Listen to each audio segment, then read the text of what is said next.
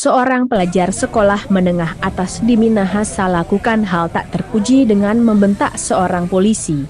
Aksi pelajar tersebut mendadak viral di media sosial. Dari video yang beredar tersebut terlihat pelajar itu berseragam SMA di Kabupaten Minahasa, Sulawesi Utara, Sulut.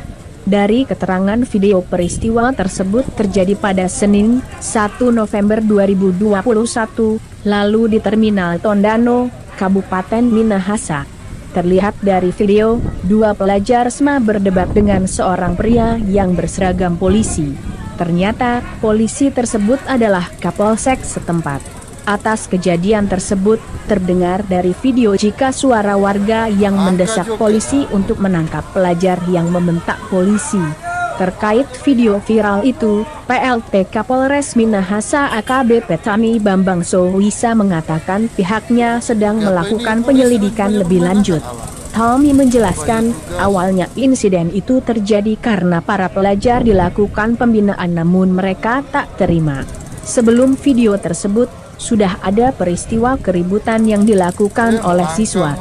Kapolsek Taw Limambot bermaksud menegur pungkasnya.